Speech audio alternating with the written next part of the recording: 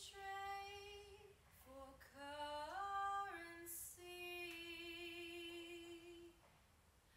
I know you fear my color to go beyond and into the light. I know my skin is a golden,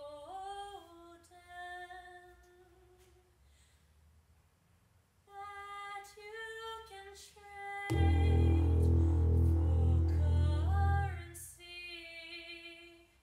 I know you feel my color to go beyond and into the blood.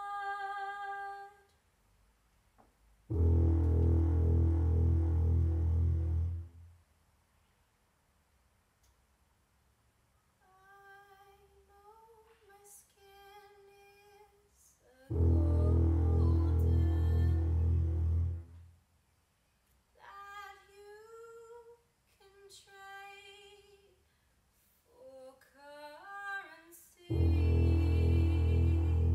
I know you feel my color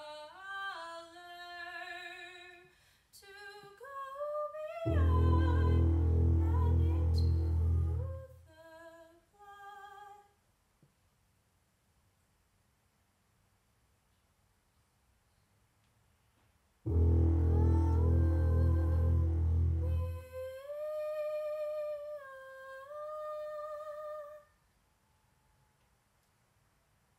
Go beyond and into the blood.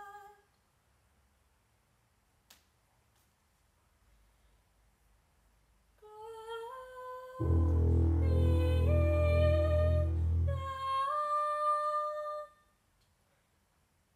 Go beyond and into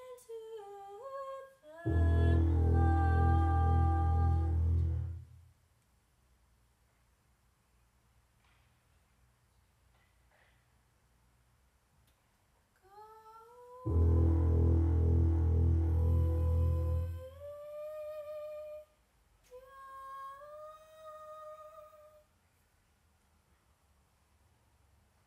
Go beyond and into the blood. Good evening. We would like to acknowledge the traditional custodians on the land on which we meet, the Gadigal people of the Eora Nation. They've always been here and always will be.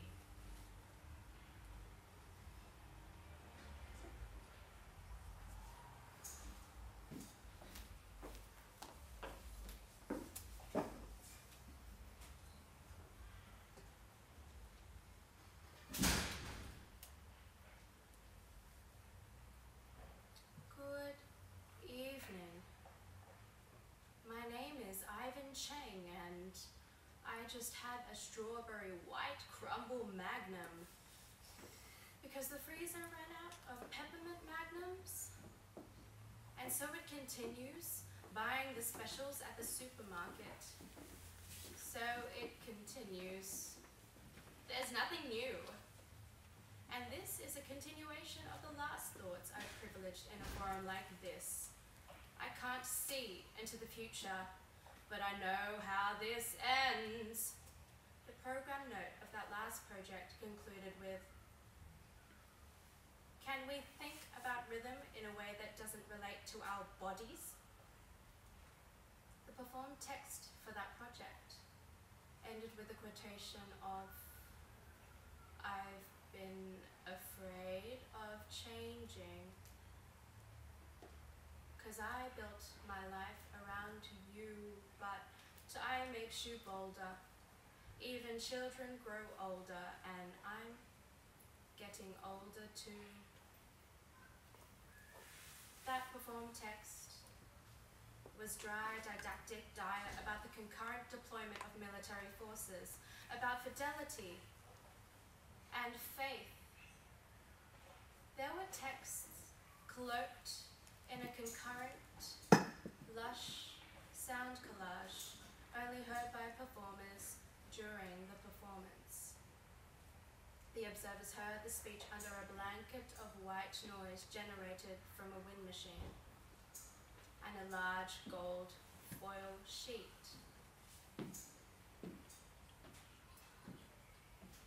Those performers were sight reading, fresh, relaying text. These children aged between 3 and 9, often drowned out in unisons by a microphoned artist, Brennan Olver.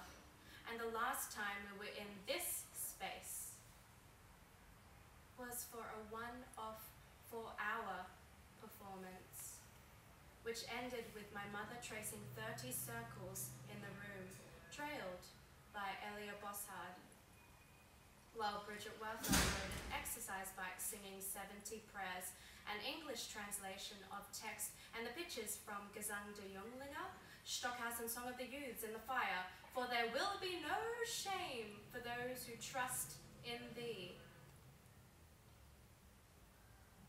Eleni Schumacher was supposed to reiterate Bridget's entrance text, but I was so ashamed in that moment I asked her to move back to reading a text about ghosts. Eleni went to the bathroom, thinking she had hours left. That was the ending. That was the ending. 4 hours is not so exceptional. Marcus and Marcus DJ as tennis boys, and their first set was scheduled for 4 hours, but the bouncer didn't let me in for the first 40 minutes. I sat upstairs in the Marlborough Hotel, sipping a rashes and reading a modern no play by Yukio Mishima. Eventually allowed to go downstairs for the first time to Tokyo Sing Song. I was alarmed by the heavy-handed oriental touches on the decor, of drunk girls filtering in and pleading for R&B, pulling fake cherry blossom branches off the walls and grazing them across their bodies, twerking in front of a kitschy glitter curtain while we looked on from dark leather booths. How were we supposed to look? Who were they dancing for? And whose dance were they doing? What is Tokyo Sing Song trying to achieve by styling itself as such? Someone, Marcus or Marcus, told me that night that the owners were white. Does that make it not okay? This performance is about surfaces of elasticity and firmness, of issues becoming images. It's like an iceberg we cruise along.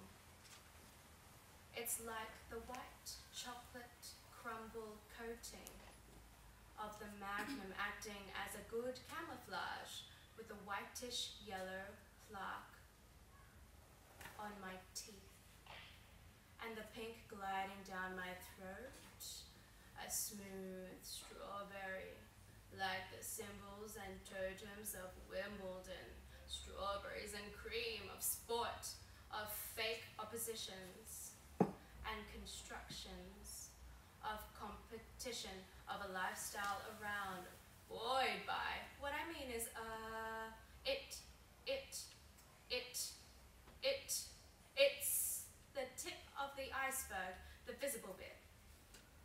The idea of competition and stakes, the idea that every little bit matters, that a public is watching.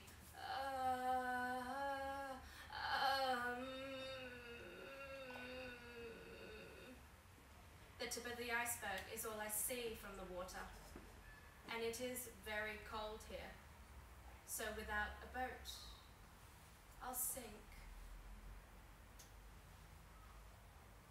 I'm extremely cool.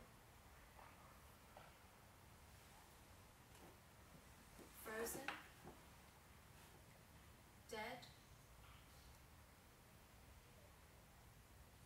But just imagine my frozen body sliding beside the whole iceberg.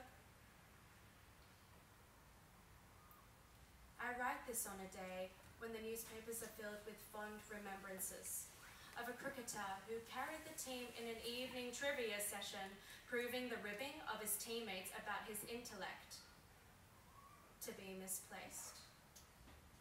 He's street smart. It's good to remember a lot of things, even if it's not clean.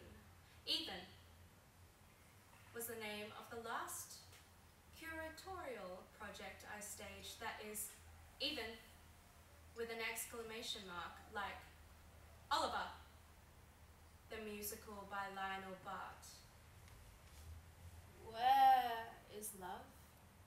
Does it shine from stars above? Is it underneath the willow tree that I've been dreaming of? And then, with the poverty beneath him, Oliver listens to sellers in the street below. Who will buy my sweet red roses? Ripe. Strawberries. Ripe. Oliver, the musical, is known for simplifying the content of the Charles Dickens novel, as seems to be the desire in choosing to transfer and set storylines across mediums, moving off the printed page onto a Broadway stage.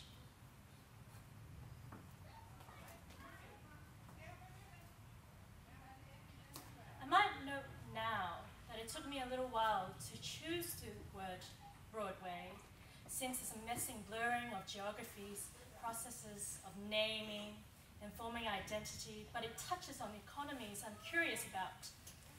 What makes something consumable? I guess length alters when plot becomes musical, or when there are musical interludes and dance breaks expressly written as punctuation, but why this language? Why for this audience? Is it the virtuosity and charisma of the singer, dancer, actor, the triple threat, their ability to suddenly create a suspension of disbelief and make it memorable with the hook of language?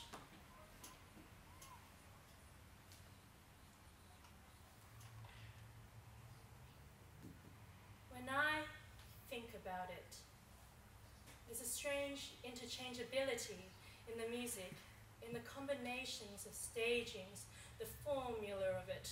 The arrangements are similar. Lyrics working to express narrative or character or feeling.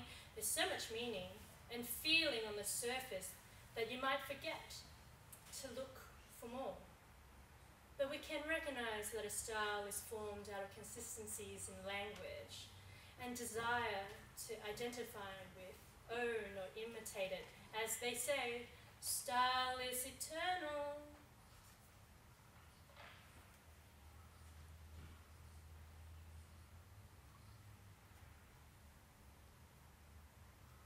But there's definitely something that lays at rest in the education about different styles, in being able to articulate your lineage, despite the fact that it shouldn't matter one whit to others.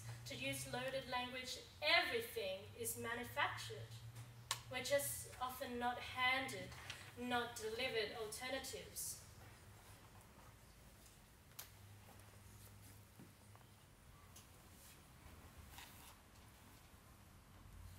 In an Eileen Miles text for Sarah Randolph's Free Show, where works donated by artists were made free to take, she finishes off with an easy set of quotations, somehow gathering and disposing gems. After making quick reference to his more pictorial origins, she writes, Kurt Schwitters believes that all art is based on measurement, adjustment.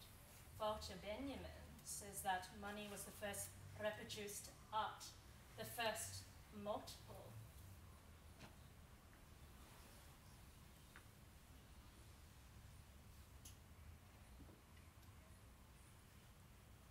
I wonder whether the scores of young boys cast in main stage productions of Oliver Ever think about their current price? The thrilling potential they have as their parents signed consent for them to play a boy for sale in a roster of 8 shows a week. Sure, it's a distant Victorian past depicted, but it bears resonances with the current world, where there is still poverty, still child slavery, still injustice.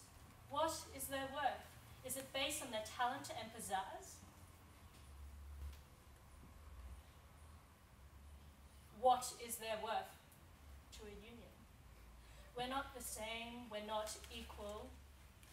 Come to think of it, when Nancy sings, he doesn't say the things he should, he acts the way he thinks he should, but all the way I'll play this game his way, as long as he needs me. I know where I must be. As long as he needs me, I know where I shall be. If you are lonely, then you will know when someone needs you, you love them so.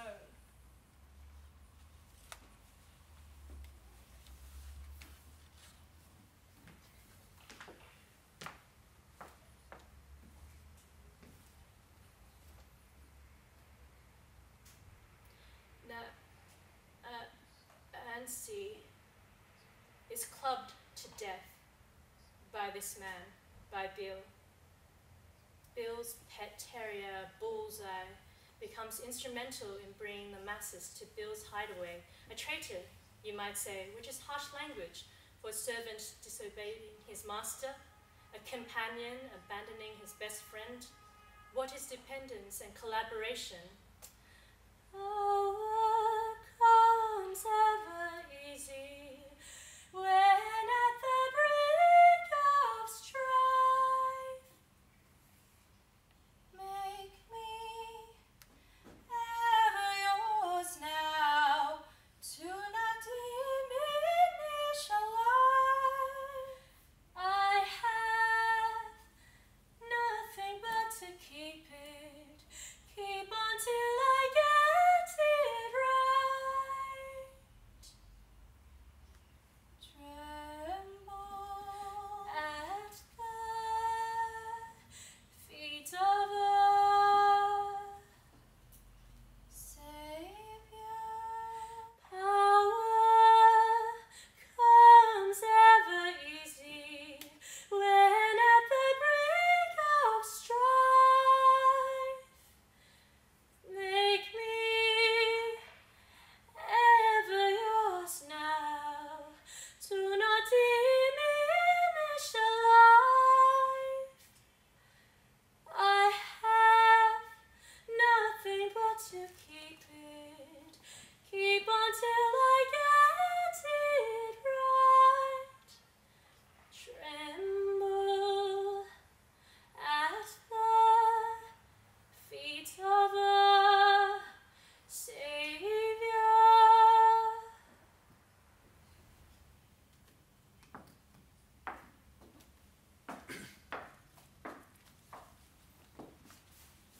Did you know I wanted to become a teacher? A music teacher, I guess, having initially enrolled in a music education degree. Education is so important, and I knew how incredibly fortunate I had been with mine, and I know how privileged I continue to be. Education unlocks change. Education doesn't provide solutions, but should equip us with strategies.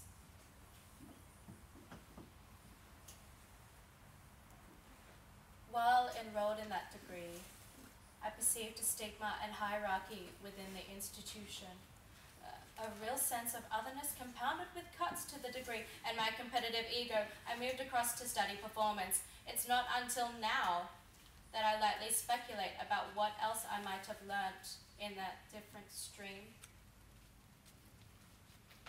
Probably bits of pedagogical psychology. Maybe I'd be a nicer person too. I still would have known Marcus well, though. We became friends that first year while doing the Conservatorium review, an initiative of mine that seems inscrutable now. What I learned from writing that review was the importance of professionalism within group emails. I learned from our school's dean the first lesson of philanthropy. Act 1 concluded with a sketch titled Single Ladies, in which Simon Chadwick, a saxophone player, wore a leotard and used the Beyonce hit as a swung jazzy standard. I had dashed into Supre one afternoon and purchased leotards without budget. Having watched the music video many times and possibly even a YouTube video that had slowed it down and flipped it into reverse, I'd adapted the choreography to fit the stage. The most liberties had to be taken with the bridge, as the camera's movement and the way the dancers run up the wall were not effects that were worth emulating. I'm a very awkward runner.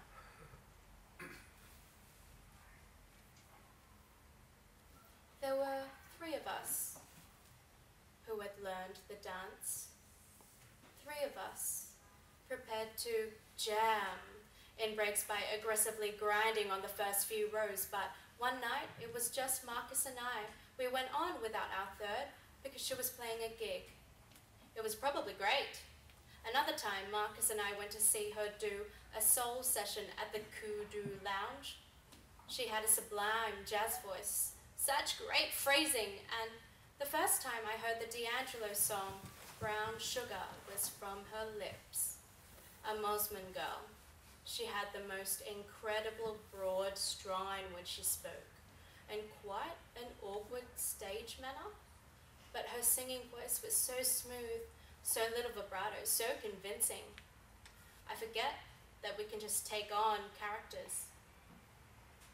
As a lady taller than Marcus or myself, we put her in a black leotard while we wore grey, mild grey. And she wore some silver high heels as well. I guess what I'm saying is we collectively served to somewhat trap that song back into its distributed context, that iconic music video, just watery. Were we countering the efforts of the saxophonist Simon to reduce the title to just that, just a title, a label for a more abstract set of chords and melody like a standard jazz chart, or as a white, straight, jazz-playing male? Was he trying to retain the pleasure, humor, clickbait spectacle of a song that can't be separated from its fundamental lyric intention? I think he's a lawyer now. My understanding is that the lyrics aim to be about a kind of emancipation, which might be referred to as bottom bitch feminism, a term I picked up in the blogosphere from Real Colored Girls. This collective writes that, in pimp theory, a bottom bitch is the one in the whore's hierarchy who rides hardest for her man, that the bottom bitch is a token whose allowed symbolic power which she uses to advocate for, represent, and advance the domain of the stable. In pop culture, she represents the trope of the chosen black female, loyal to her man and complicit in her own commodification. Having no experience of pimp theory nor identifying as a black woman, I can only repeat those selected words. No vitriol. At the encouragement of black feminist advocate Bell Hooks, I will identify as an advocate for feminism rather than a feminist. I'll avoid the disintegration of a label's meaning through semantic debate. Advocacy for feminism, having no experience of pimp theory nor identifying as a black woman, I can only repeat those selected words. No vitriol. At the encouragement of black feminist advocate Bell Hooks, I will identify as an advocate for feminism rather than a feminist. I'll avoid the disintegration of a label's meaning through semantic debate. Advocacy for feminism. I read an interview that Tom Smith had conducted with Marcus the other day, which asked him about his interest in pop culture, which in 2012 and 2013 had directly seeped into his practice as source material, Marcus replied saying, "I think there is also this melancholy nostalgia for what I can only describe as an authentic experience. Mediation has fatigued us emotionally so much that pop music and teen drama is transformative and cathartic in its ability to conjure the affect of sincerity. There's something profound to me in the chase for an effect that feels. It doesn't have resonance beyond itself. It's kind of a horrible, shallow, hedonistic way to live, but in terms of momentary experience, its power can be overwhelming." But of course, as part of the broad target audience for Beyoncé's music, and having friends who keenly absorb her lexicon into their lives, it does definitely keep in circulation and normalize behaviors that encourage hurtful abuses of power, reiterating the spectrum of human emotions that one should identify with. The verses of Single Ladies allude to a narrative in which an ex-partner of 3 years sees the singer in a club with another man. The singer is telling the ex-partner, "If you liked it, then you should have put a ring on it," which seems to position the institution of marriage as a threat. The song I just sang was written, like all songs sung tonight, by Marcus. It was titled Centaur. May I repeat the lyrics without a melody? "Power comes ever easy when at the brink of strife. Make me ever yours now, to not diminish a life I have nothing, but to keep it. Keep on till I get it right. Tremble at the feet of a savior." Conscious of my racial difference from many of my colleagues, conscious that I have and will probably continue to enjoy cultural products which are byproducts or critiques of cultures that aren't mine, I wonder whether it is possible to extract a song, music, language out of context and origin. If we don't engage in a history, what does it matter? Who's going to know? I guess the answer is that we will know, and we should know. If we are dissatisfied, we are complicit with it. I won't suggest that we have the ability to assert control. What agency do we even have? Pausing a moment. Perhaps the question I want to ask is, who is policing? And where does guilt come from? What institutions are we getting mail from? Perhaps it's possible to gather some of the threads I've laid out so far by reading out the bridge to Single Ladies. It's hard for me to do so without hearing the vocal tone of the original in my mind. Emotive, rich, direct. Don't treat me to these things of the world. I'm not that kind of girl. Your love is what I prefer. What I deserve is a man that makes me, then takes me and delivers me to a destiny, to infinity and beyond. Pull me into your arms, say, "I'm the one you want." If you don't, you'll be alone and, like a ghost, I'll be gone. Haunting as a threat? Marcus and I have spent a lot of time talking about appropriation. It's hard to keep a track of we became so saturated. Maybe it's an oblique theme that I attribute my retreat from contemporary classical music as a suspicion of the ability to fall into an idiom of effective performance at the expense of the notated language. Don't get me wrong, it's still extremely important to me. I spend a lot of time listening to it, thinking about it, but right now I feel like there's just the audiences to have this word heard as it probably should be heard. It's just a text as new language read out with varying levels of ability, like Samuel Beckett, like Gertrude Stein, like Shakespeare. It can appear opaque, but it's a matter of how it's done and what the audience is looking and listening for.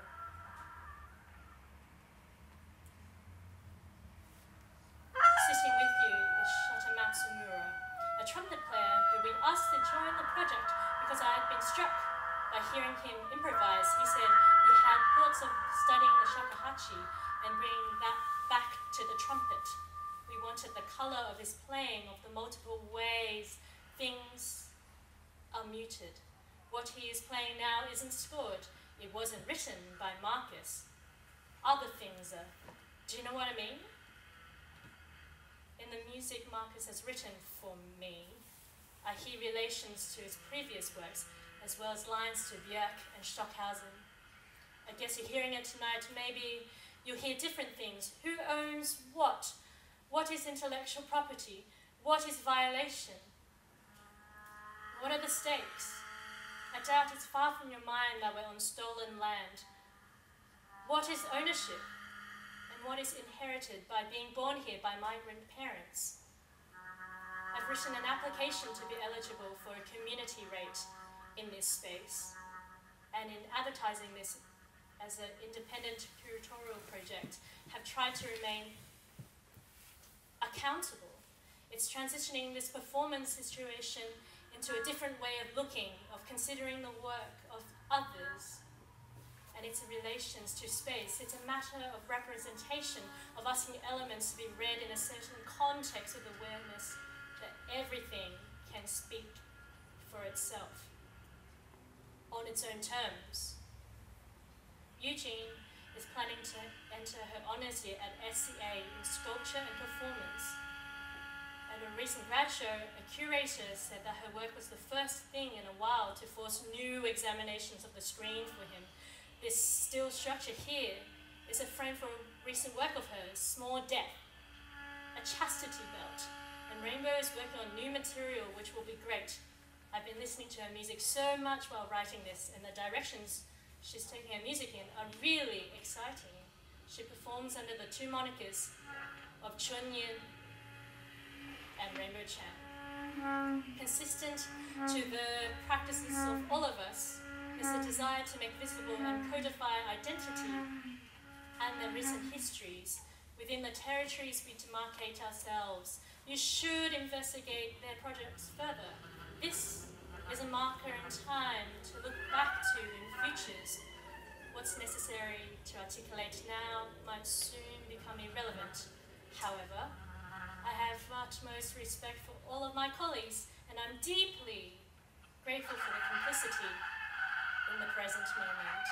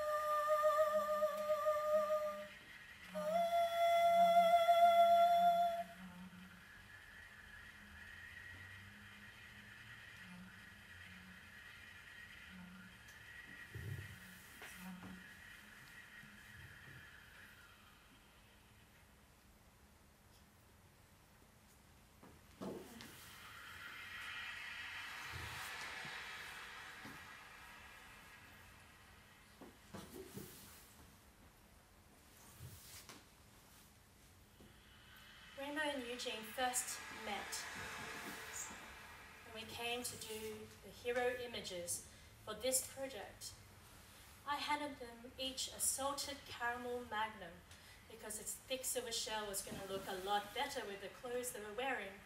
Eugene said, I don't like salted caramel, but she wound up definitely enjoying this one. A toast of a magnum and 2 Manhattans, whiskey, sweet vermouth, bitters. We're in a glass box, lofty, and the sun is setting, has set, something's melting. Cosmopolitan style, looking down, our collaboration, exchange of opinions. Marcus Whale loves Dennis Cooper, Blake Butler, the novels we tried to write when we were 18, the chat logs and thinking about happiness, that Todd Solondz film that Marcus loves. You think I don't appreciate art? You think I don't understand fashion? You think I'm not hip? You think I'm pathetic? A nerd? A lard-ass fatso? You think I'm shit? Well, you're wrong. 'Cause I'm champagne, and you're shit. Until the day you die, you, not me, will always be shit. Are they diametric opposites? Higher dynamics and coupling.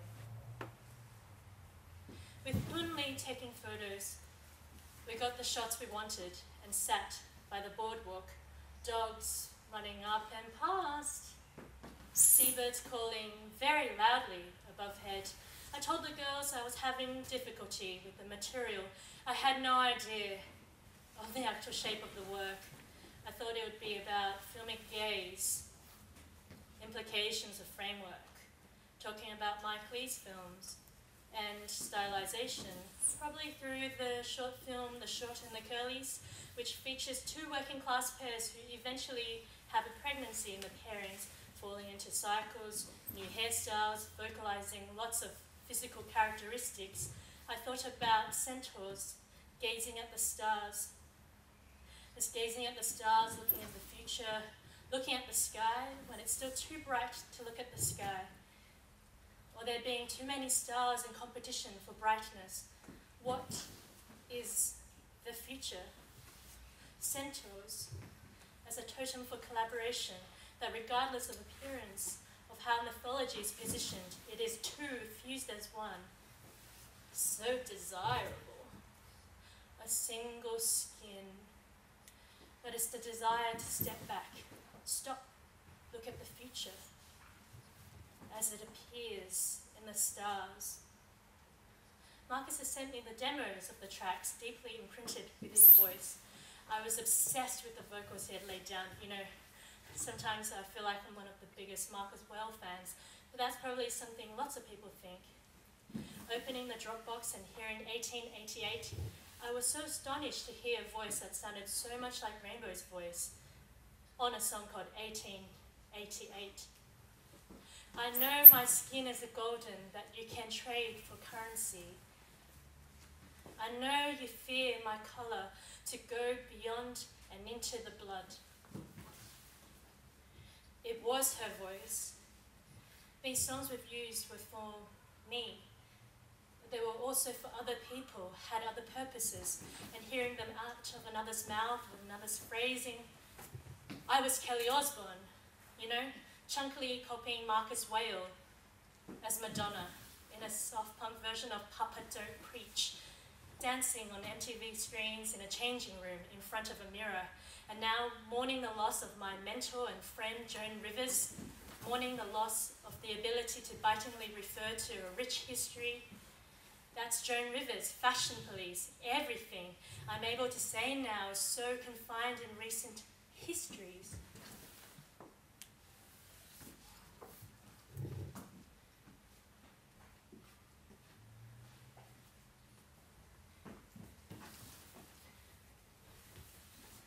As Kelly Osbourne, everything I have is from my parents. Thank you to my parents. Let Joan Rivers be the past. And we'll know that part of her won't disintegrate. It will remain plastic, frozen. The glacier is the frozen river, and it is carving, it is retreating, its face sliding off as the globe warms. It's the magnum folding milkily into my warm mouth, the surface cracked and swallowed.